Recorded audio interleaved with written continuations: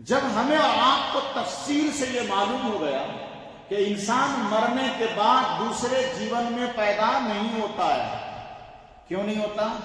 اس لیے کہ ایک انسان کی روح دوسرے انسان کے جسم میں سیٹ نہیں ہو سکتی. بات سمجھ گئے نا؟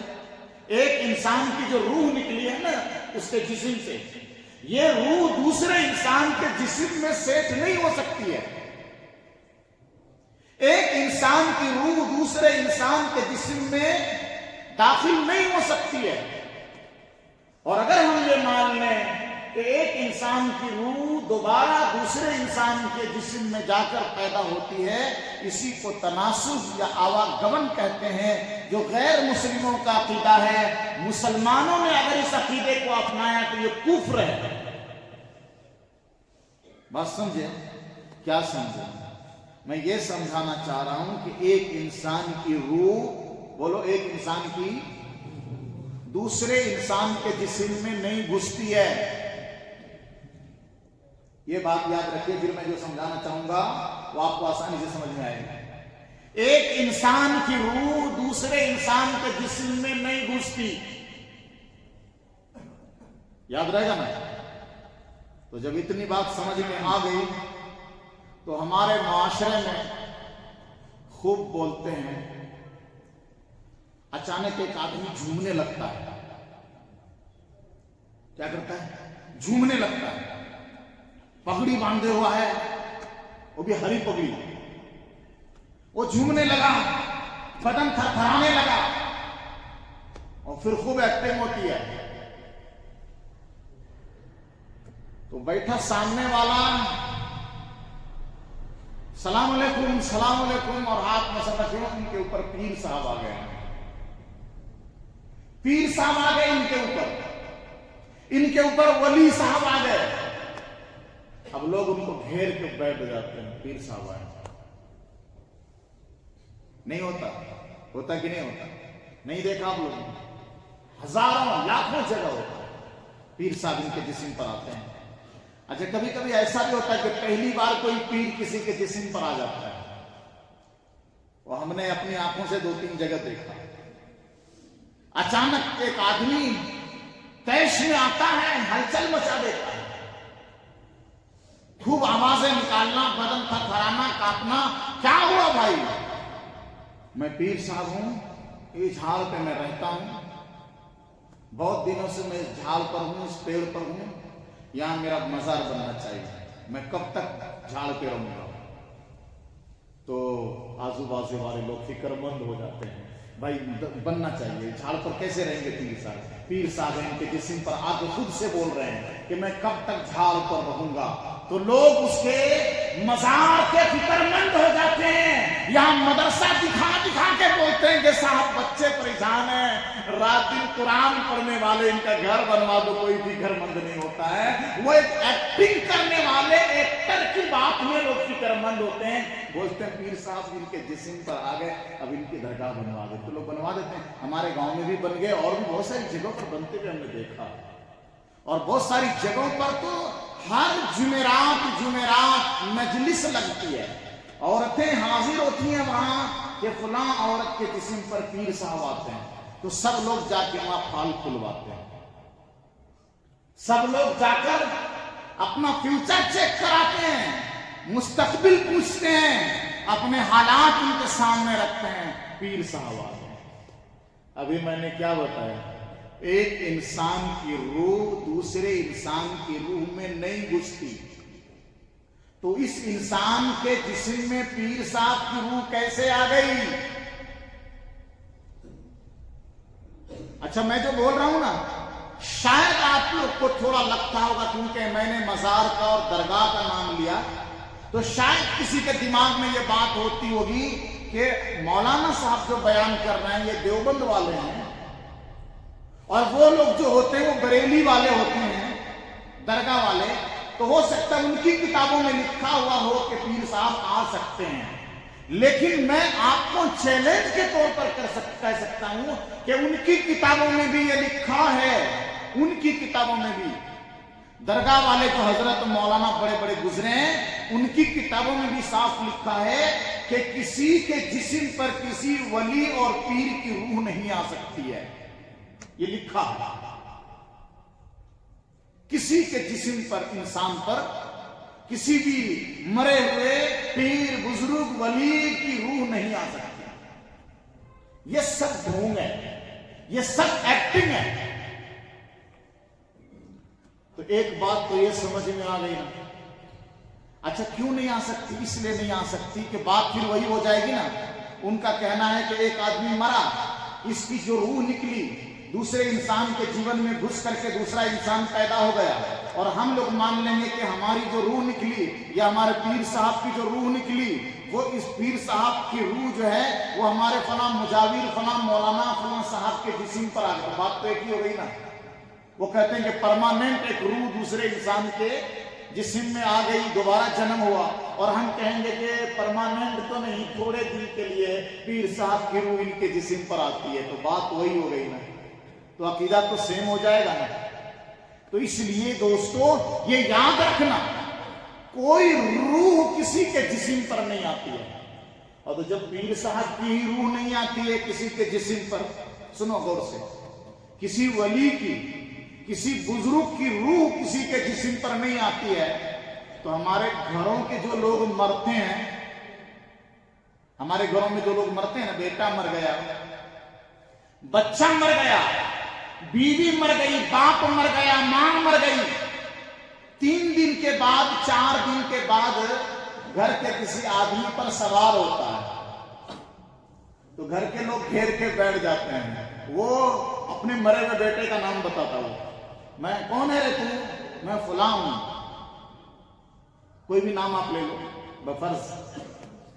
جو بیٹا مرا ہے نا اس کا نام لیتا ہے. وہ کسی عورت پر آ گیا، کسی مرد پر آ گیا، وہ نام بتاتا ہے مرنے والے کا، میں فلاں ہوں. تو جیسے بولتا ہے کہ میں فلاں ہوں، تو گھر کی بڑھیا، جوان عورتیں، بیوی، بچے، بھائی، باپ سب گھیر لیتے ہیں اور پھر ان سے پوچھنے لگتے ہیں تجھے کون مارا تھا بیٹا، تجھے کیا ہوا تھا، کیسے مرا بیٹا تو. سب اس سے پوچھ رہے ہیں. ارے وہ بیٹا ہے ہی نہیں اللہ کے نیک بندے. گھر کا کوئی بھی مرنے والا انسان دوبارہ کسی کے جسم پر نہیں آتا ہے. یہ ہماری غلط فہمی ہے، ہم نے غلط سوچ رکھا ہے. اچھا مولوی صاحب ٹھیک ہے، اگر وہ نہیں ہے تو یہ تو سب بات سچ سچ بتاتا ہے نا. کہ جس جسم پر سوار ہوا ہے، اگر وہ گھر کا مرا ہوا انسان نہیں ہے تو وہ جتنی باتیں بتاتا ہے نا ساری سچ بات بتاتا ہے. پھر کون ہے وہ؟ تو پہلے تو اتنا یاد رکھو کہ مرنے والا گھر کا، پڑوس کا، محلے کا کوئی کسی کے جسم پر نہیں آتا ہے. یہ یاد رہے گا نا؟ بولو یاد رہے گا کہ نہیں رہے گا؟ تو ایک سوال پیدا ہوتا ہے جو ہونا بھی چاہیے کہ جب وہ مرنے والا نہیں ہے، جو سوار ہوا ہے گھر کے کسی بھی آدمی کے جسم پر، تو یہ ہے کون؟ کون ہے یہ جو ساری بات سچ سچ بتا رہا ہے؟ تو جواب اس کا یہ ہے کہ انسان کے علاوہ بھی ایک مخلوق ہے جس کو ہم جنات بولتے ہیں. کیا بولتے ہیں؟ اس میں جو بدمعاش لوگ ہوتے ہیں ان کو شیطان بولتے ہیں، اور جو نارمل لوگ ہوتے ہیں اس کو جنات بولتے ہیں. اور اس کے علاوہ ہر انسان کے ساتھ ایک شیطان ہوتا ہے کہ نہیں ہوتا؟ بولو. ہر انسان کے ساتھ ایک شیطان ہوتا ہے کہ نہیں؟ تو آج میں گرہ کھول رہا ہوں، آپ لوگ کے دماغ کی کھڑکی کھول رہا ہوں اور کوشش کر رہا ہوں کہ بات سچ سچ سمجھ میں آ جائے. پتہ ہے نا حدیث کے حوالے سے کہ ہر انسان کے ساتھ ایک فرشتہ رہتا ہے اور ایک شیطان رہتا ہے. شیطان برائیوں کی طرف بلاتا ہے اور فرشتہ انسان کو نیکی کی دعوت دیتا ہے. تو یہ جو شیطان ہر انسان کے ساتھ رہتا ہے وہ انسان کے ہر حالات کو جانتا ہے، کیونکہ ساتھ میں ہے نا. وہ انسان کے تمام حالات کو وہ دیکھتا ہے، انسان کے تمام حالات کو وہ جانتا ہے. جب انسان مر کر چلا گیا اس کی روح نکل گئی تو وہ شیطان گھر کے کسی آدمی پر سوار ہو جاتا ہے اور اس کی ساری باتیں سچ سچ بتا دیتا ہے، یہ سمجھتا میرا بیٹا ہے۔ اب بات سمجھ میں آئی کہ نہیں آئی؟ شیطان جو اس کے ساتھ میں رہتا تھا، جس کو ہمزاد بھی بولا جاتا ہے، وہ شیطان چونکہ اس کی ہر چیز کو دیکھتا تھا، ان کے ساتھ گھر میں بھی رہتا تھا، ان کے ساتھ ان کے دوستوں میں بھی رہتا تھا، تو ان کو ساری چیزوں کا پتہ ہے۔ وہی شیطان گھر کے کسی آدمی پر سوار ہو جاتا ہے، جنات کسی آدمی پر سوار ہو جاتا ہے اور وہی بولتا ہے کہ میں تمہارا بیٹا فلاں ہوں۔ وہ بیٹا نہیں رہتا، کیونکہ بیٹے کی روح کہاں گئی بولو؟ آخر میں سرکار دو عالم صلی اللہ علیہ وسلم کی درود شریف پڑھے بار، صلی اللہ علیہ وسلم کی پیاری حدیث سناتا ہوں آپ لوگوں کو۔ یہ جو روح نکلتی ہے نا انسان کے مرنے کے بعد، پیارے نبی فرماتے ہیں کہ جب انسان مرتا ہے تو اس کی جو روح ہوتی ہے بِیَدِ مَلَکٍ، فرشتے کے ہاتھ میں اس کی روح ہوتی ہے۔ فرشتہ وہی ہوتا ہے، کہیں نہیں جاتا۔ وہ جو روح کھینچا ہے نا، وہ روح کھینچ کر کے فوراً آسمان پہ نہیں جاتا، فرشتہ وہیں رہتا ہے، اس کی روح وہیں پر ہے۔ اب جو مرنے والے کو لوگ گھیر کے بیٹھے ہیں، کوئی رو رہا ہے، چلا رہا ہے، کوئی بیٹھ کے یاسین شریف پڑھ رہا ہے۔ اچھا میں ایک بات مسئلہ بتاتا ہوں بیچ میں، یہ جو انسان مر جاتا ہے نا تو ہمارے روم میں اس کو رکھ دیا جاتا ہے، گھر میں، کمرے میں، اور دیکھا یہ جاتا ہے کہ وہیں پر بیٹھ کر کے لوگ قرآن خوانی کرنا شروع کر دیتے ہیں اس کے چارپائی پہ آزو بازو میں۔ یہ ناجائز ہے۔ آپ دوسرے روم میں بیٹھ کے پڑھنے، جہاں لاش رکھی ہوئی ہے، جب تک اس کو نہلایا نہ جائے اس کے پاس میں بیٹھ کے قرآن پڑھنا منع ہے۔ ایک مسئلہ تو یہ بتا دیا میں، الگ پڑھ لو چلے گا، لیکن وہاں پر بیٹھ کر کے اس نہلایا نہیں، کفنایا نہیں، وہیں پر بیٹھ کر کے قرآن پڑھ رہے ہیں، غلط ہے، منع ہے۔ تو لوگ قرآن پڑھ رہے ہوتے ہیں، لوگ رو رہے ہوتے ہیں، لوگ کفن کی تیاری کر رہے ہوتے ہیں، لوگ ملنے کے لیے آ رہے ہوتے ہیں، اب اس کو غسل دیا جا رہا ہوتا ہے، نہلایا جاتا ہے، کفنایا جاتا ہے، وہ روح ساری چیزیں دیکھ رہی ہوتی ہیں۔ اپنے سارے آنے جانے والے لوگوں کو روح دیکھتی ہے، کون رو رہا ہے، کون پڑھ رہا ہے، کون آ رہا ہے، روح دیکھتی ہے۔ اور جب جنازہ چلتا ہے تو فرشتہ بھی یمشی معہ، اس روح کو لے کر کے اس کے ساتھ چلتا ہے۔ جب اس کو قبر میں دفنایا جاتا ہے اور دفنا کے لوگ رکھتے ہیں تو وہ فرشتہ یا پھر قبر میں داخل کرنے کے وقت ہی فرشتہ اس روح کو لے کے اندر چلا جاتا ہے، دفن ہو جاتا ہے، اور دفن ہونے کے بعد اس جسم میں اس روح کو ڈالا جاتا ہے۔ منکر نکیر سوال کرتے ہیں، سوال و جواب ہوتا ہے، پھر رب تعالی شانہ اگر نیک لوگوں کی روح ہے علیین میں بلا لیتا ہے، برے لوگوں کی روح ہے تو سجین جو 7 زمین کے نیچے جہنم کا حصہ ہے، وہاں کافروں کی روح کے ٹھہرنے کا ٹھکانہ ہے، وہاں اس کو قید کر دیا جاتا ہے۔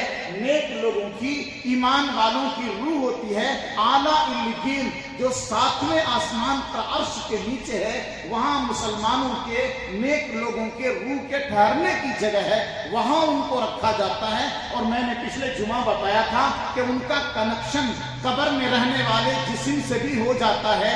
اب وہ چاہے اس کی باڈی، ڈیڈ باڈی قبر میں ہو، پانی میں ہو، کسی درندے نے کھا لیا اس کے پیٹ میں ہو، یا کہیں بھی ہو، اس کے جسم کے ہر حصے سے اس کی روح کا کنیکشن ہو جاتا ہے، اور اسی حساب سے اس کو قبر کے حالات، قبر کا عذاب اور قبر کی راحت بھی ملتی ہے۔ اور اصل ٹھکانہ اس کا علیین میں ہوتا ہے، اصل ٹھکانہ اس کا سجین میں ہوتا ہے، جہاں کافروں کی روح کو قید کر دیا جاتا ہے۔ دوبارہ وہ روح نہ تو کسی کے جسم میں آتی ہے، نہ وہ کسی دوسرے انسان یا جانور کے جنم میں پیدا ہوتا ہے۔ یہ آج کی تقریر کا خلاصہ نچوڑ تھا۔ اللہ ہم سب کو عمل کرنے کی توفیق عطا فرمائے۔